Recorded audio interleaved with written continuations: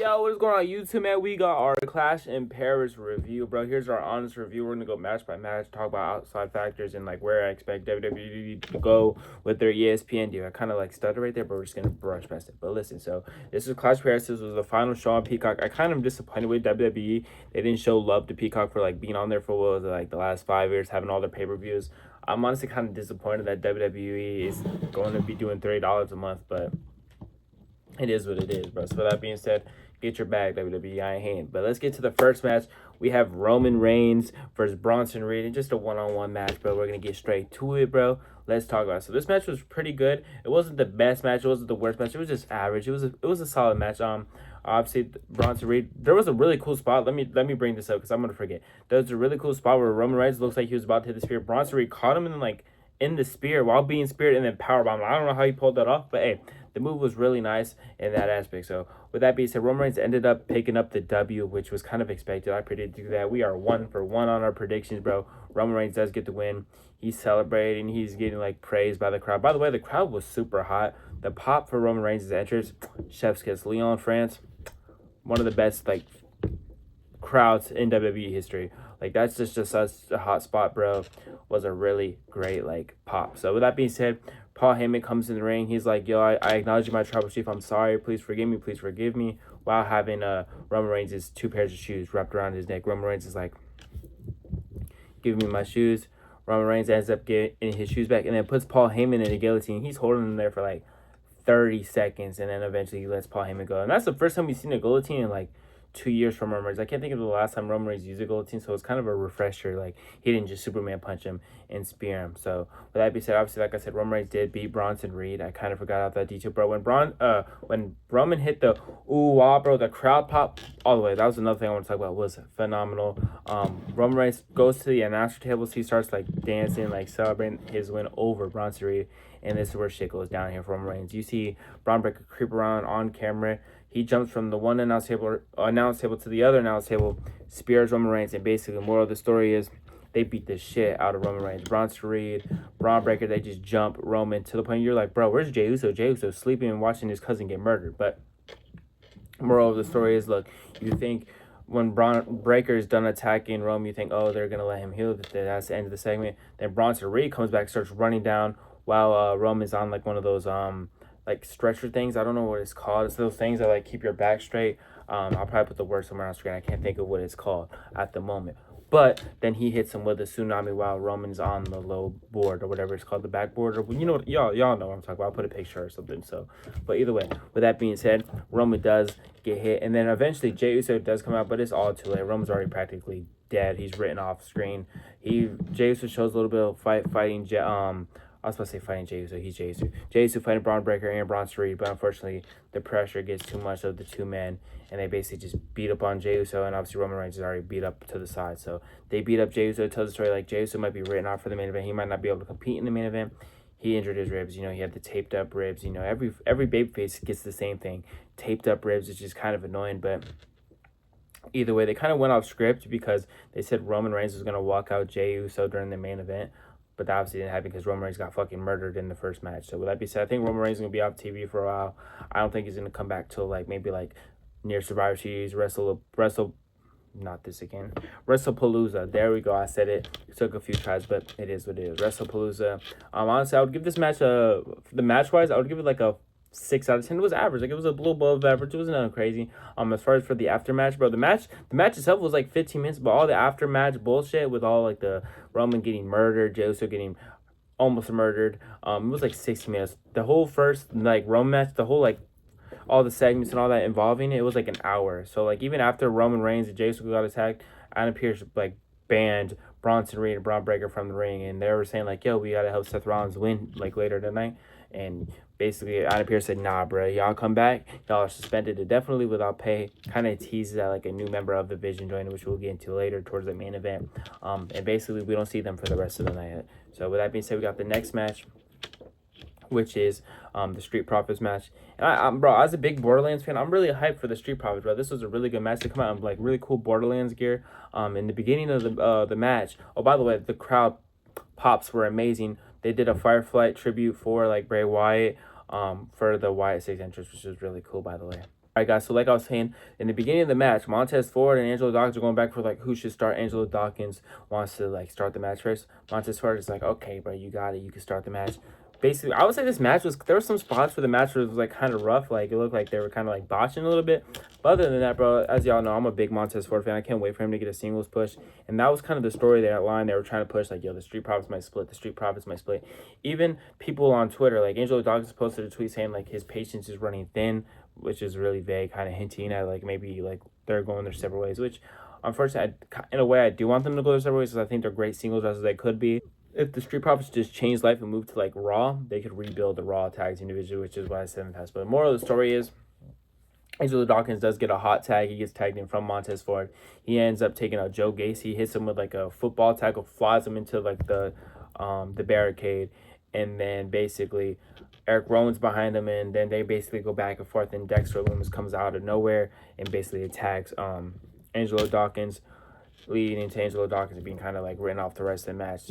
Montez Ford comes, bro, this was so cool, bro. This is why I love Montez Ford. Like this, bro, this is the turnbuckle. These are the people behind it. He runs, jumps over the turnbuckle, front flipping and taking out everybody. He goes to throw Dexter Lumis in the ring.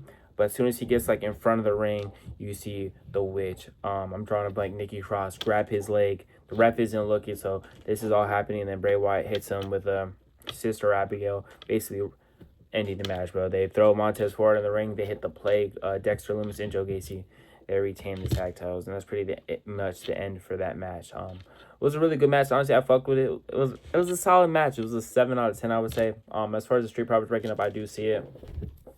Hopefully Montez Ford is the face in the if they do split their ways. I think Angelo Dawkins will make a better heel than Montez Ford, because I think Montez Ford has literally the power to be a fucking superstar world champion, bro. Like, I'm so high on Montez Ford. Great match. Now on to the next match. We have Becky Lynch versus Nikki Bella. No shade at Nikki Bella, bro, but this match, honestly, like, Becky Lynch could have carried Nikki Bella to a great match. Like, I kind of knew this match wasn't going to be good when I would always see them, like, scrap on Monday Night Raw, like, kind of building up, like, when they would brawl, they would have really bad chemistry. And unfortunately for them, I just don't think they have good chemistry. Hopefully, their feud is over, bro, because this match was not really good. This match was probably the worst of the night, if I'm being honest. With that being said, Becky Lynch pretty much retained the belt, pinned her. There was some cool spots. There was some spots where it was like, bro, like, this looks awful. As far as where Nikki Bella goes, I don't know where her she's gonna go. I think she'll just have a lot of mid-card feuds, maybe like feud with like Julia for the U.S. title. Hopefully her wrestling does get better. And I'm not saying that she's a terrible wrestler. She's for sure a Hall of Fame wrestler, but I think the time off kind of hindered her and made her a little worse. So with that being said, you can't hinder gender, but with that being said, I do think Nikki Bella's gonna have some more mid-card feuds, maybe fight Julia or someone, but I just truly think like her and Becky Lynch just didn't have like the best chemistry to keep the feud going. And with Becky Lynch winning clean, I think the feud's over.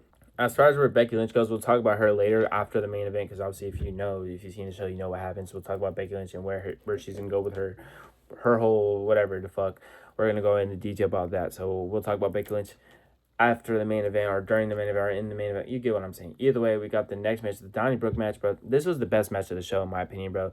The spots were crazy. People were getting slammed through like dressers, jumping off barrels into tables, bro. This match was so fucking good, bro. Sheamus is so underrated as a wrestler. When people bring up like best wrestlers in the world, Will Ospreay, Seth Rollins, bro, no one brings up Sheamus, bro. Sheamus is so good. He puts on banger after banger after banger. It was a great match, bro. Ends up, they're having a spot fest, bro. People are getting slammed through, like I said, dressers, tables, through little bar things. This Donnybrook match was fire. It gets to a point where Sheamus, bro, you think Sheamus is going to win, bro. He hits a bro kick out of nowhere. Rusev kicks out, and you're like, what the fuck? Okay, then Rusev grabs the shillelagh and starts beating Sheamus. You're like, oh, Sheamus is over. Sheamus is going to get pinned. Sheamus kicks out, bro. These motherfuckers were putting on the fucking Game 7 2016 finals, LeBron versus Curry.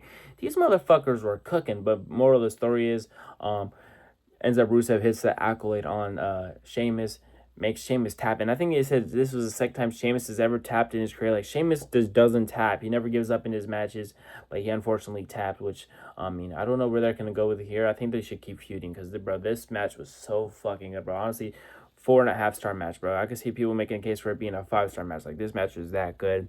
Rusev does win by making Sheamus tap with the shillelagh, using the accolade. As far as where their match goes, I was kind of hoping maybe Ilya could, like, get a return, but we'll talk about that later. Where I think Ilya is, because I said she. Wow, I'm so disrespectful. I think Ilya is healthy enough to come back. I think he got medically cleared. I seen that on Twitter. I don't know if he's gonna return tomorrow, Friday, or whenever their last days in Paris, because I think it would be the best chance for him to return would be in that side of the world, because I think the crowd would be hotter for an Ilya return, making him a bigger star, even though he's already a star. But more of the story is Rusev does make Sheamus tap. I don't know where this goes with their feud. I think they should keep feuding, because once again, this match was literally one of the best matches of the night, if not the best. I could see people making a case for the next match we're gonna talk about being the best match of the night, but truly, like, this match was so fucking good, bro. Shout out to Rusev, shout out to Sheamus, bro. They put on a fucking clinic, bro. The match was so fucking good. Now for the next match, we got the Glorious King, the most handsome man, John Felix, Anthony Cena, the Never Seen 17, the GOAT. Bro, the best in the world. I don't care. I know that CM Punk's like moniker, but John Cena is my favorite wrestler of all time. Literally my childhood hero versus Logan Paul, bro. I'm not gonna lie. Coming in this match, bro, I was so nervous if Logan Paul was gonna win clean, because that's some Logan Paul shit. But, bro, I'm not gonna lie, bro. This match was also really good. I know a lot of people hating on Logan Paul for being like in the John Cena like retirement tour, which I'm kind of understand. I wish John Cena was fighting Fatu, Dominic Mysterio. Obviously more of these people like AJ Styles and stuff, but we'll talk about what he could do later with that run. But with that being said, I think he has also 8 dates. So with that being said, 8 matches, 8 on-camera appearances left for Cena, which is obviously some of them are going to be used on Brock, probably like 2 or 3, so 5. Getting close to that time where I'm definitely going to cry when John Cena retires. But with that being said, this match was really good, bro. Logan Paul looked like $1 million, bro. John Cena looked like $1 million as well. John Cena was hitting Styles Clash, showing homage to AJ Styles. He was hitting End of Days. Shout out to Baron Corbin. I said Dolph Ziggler. Wow. Logan Paul hit a zigzag honoring Nick Nemeth, Dolph Ziggler, whatever you want to call him. They were talking about Claudio Castagnoli, aka Cesaro, bro. They were showing a lot of love to like John Cena's former opponents, former like allies and feuds in this match, which was pretty dope. Moral of the story: John Cena hit like 6 AAs, and probably not 6, probably like 4 or 5, and Logan Paul kept kicking out. I got to a point where I was like, bro, okay, Logan Paul's gonna win. Help from Brock Lesnar. But moral of the story is John Cena ends up getting hit with like the Logan Paul punch, falls back into the ropes, catches Logan Paul, hits him with attitude adjustment, and that's pretty much the end. There was no Brock Lesnar in this match. John Cena just won clean. There was no after-match gimmicks. The match just ended, bro. I thought we might see Brock Lesnar. I thought we might see Logan Paul maybe beat John Cena up after thing, but no. They just went their separate ways. John Cena beat him clean. Logan Paul, I would say, looked really good in this match. I'm surprised they didn't give Logan Paul the W, which I'm kind of happy for, because I love John Cena. I truly think he's the greatest of all time, the GOAT. So with that being said, him winning was obviously a really good refresher, because I truly thought, everything in my body, I thought Logan Paul was going to win because of help from Brock Lesnar, which it didn't happen. I don't know what they're going to do with John Cena and Brock Lesnar. I don't know if they're going to start the feud on Friday, because they didn't really move the storyline here during Clash of Paris, which is, like I said, kind of surprising. But either way, John Cena does beat Logan Paul clean. Now it's time for the main event of the day, bro. So we got Seth Rollins versus CM Punk versus Jey Uso, who ended up coming out with his bruised ribs and an LA Knight, bro. The beginning of this match was cool. It was smooth, bro. The entrances were popping, bro. The crowd, like I said, Lyon, France, their crowd, bro, is honestly, like, generational, bro. Like, they have one of the best WWE fan bases, if not the best.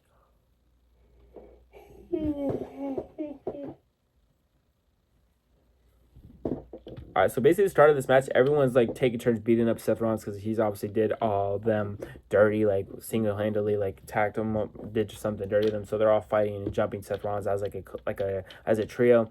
It gets to a point where like they're all fighting about who should fight Seth Rollins. So with that being said, it gets to a point where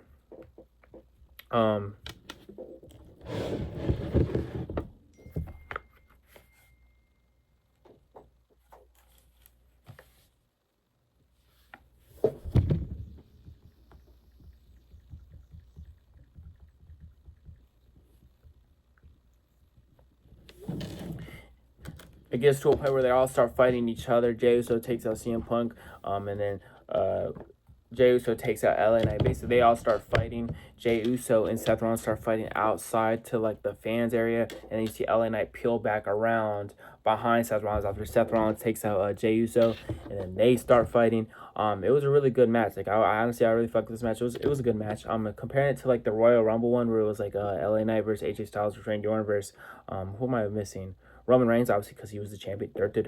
I would say that match was better, but this match was good. Let me see. I'm trying to think. There was a spot where LA Knight basically pushed CM Punk through the table, and he was like and it didn't really pop with the crowd, which was kind of disappointing because obviously Monday Night Raw, Punk did the same thing to him, but the crowd popped harder.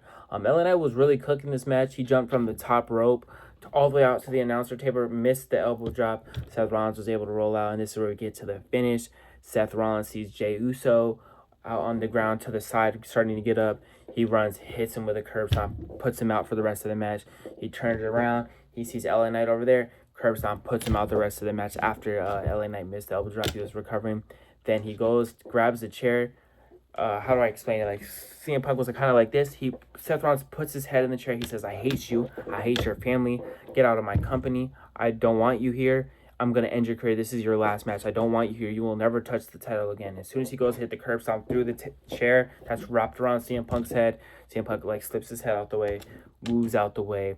And then basically more story, CM Punk kind of gets hot, catches him with a go to sleep. Seth Rollins flies against the ropes like this and lands back on CM Punk's shoulders. It looks like CM Punk is going to win. And then you see a masked figure come up behind CM Punk, hit him, low blow. It turns out to be Becky Lynch, who's joining the Vision. I think she is joining the Vision. I know it's just, people are going to say, oh, it's just his wife helping out. No, she said this is the Vision after the match. Basically, more of the story, CM Punk does lose. He gets pinned by Seth Rollins. Seth Rollins retains. Now it points to a story where I think the Seth Rollins and Becky Lynch feud is going to keep going. It gets to a point where now it's kind of like a mixed tag match, bro. So basically, CM Punk, he got jumped by Seth Rollins and his wife, Becky Lynch. Now it's point like they're a power couple. We all know they're a power couple. It's getting to a point where, is AJ Lee gonna return? Because obviously she's CM Punk's wife. Obviously a lot of people are gonna say, is AJ Lee gonna return? I know a lot of people always speculate, is this the return of AJ Lee? But bro, the way they were talking about it with AJ Lee returning tonight was honestly insane. Big E brought her up. They used to be in a tag with, or like a little faction with Dolph Ziggler, who was brought up earlier. CM Punk even held up a sign saying about something about AJ Lee. It's kind of showing the flowers to AJ Lee returning to maybe have a mixed tag match, which would be a really good match. It would be CM Punk and AJ Lee versus obviously Becky Lynch and Seth Rollins. So with that being said, do I think AJ Lee is gonna return? I don't want to get in the gist of it, because every time I believe AJ Lee's gonna return, she doesn't return. If AJ Lee doesn't return, I think it could be maybe like Bayley or someone else helping CM Punk get over that faction. But I truly do think this is the time where AJ Lee is gonna return. Now, when she returns, I can see maybe Survivor Series, because that's when CM Punk originally came back to the WWE, was at Survivor Series, or WrestlePalooza, which would be kind of huge because ESPN is trying to promote that shit to be the first big ESPN wrestling pay-per-view. But with that being said, I could see maybe like, guys, I don't know, bro. It kind of left a lot to be desired. I don't want to be on the bandwagon saying AJ Lee's gonna return, but the way they talked about her, the way they brought her up, they said her name multiple times, and they usually never do that. The way they showed the sign of AJ Lee, I don't know. I think she might return. I think it might point a match in the future, maybe at like, I don't know, the Royal Rumble of Seth Rollins and Becky Lynch versus CM Punk and AJ Lee. I went to blank. But with that being said, guys, I would say this is a pretty good show. It's the last show on Peacock. I don't know, bro. I don't know if AJ Lee's gonna return. I know a lot of people are speculating that right now, bro. But every time we say AJ Lee's gonna return, she doesn't. And if she doesn't, then she doesn't. If she does, she does. It's not really neither here nor there. I think this is the best chance of AJ Lee returning. And if she doesn't return for like this storyline with helping out her husband, I don't think she's ever coming back, and I'll officially be off the train. But with that being said, just go wrap up the video, bro. I'll honestly say this show is, if I had to give the show a rating out of 10, it was about a 6 out of 10. It wasn't nothing crazy. I know we obviously still have the AJ Styles match tomorrow, which hopefully he wins. Speaking of the AJ Styles match, John Cena was kind of talking about feuding with AJ Styles. I think AJ Styles would be a phenomenal last opponent for John Cena. But with that being said, guys, just gonna wrap up the video, bro. This show was pretty solid. Comment if you think AJ Lee is gonna return. Comment your favorite moment of the show, your worst moment of the show. If I had to give a dud of the night, bro, it was the Nikki Bella versus Becky Lynch match. That match was horrible, if I'm being honest. Respectfully to each woman, but the show was pretty solid. Man, I don't know, bro. With that being said, Clash of Paris, no more WWE on Peacock, bro. We gotta start paying $30 a month to watch WWE shows, which is kind of tough. But with that being said, guys, y'all be safe, bro. Comment what y'all thought the show was like out of 10. But yeah.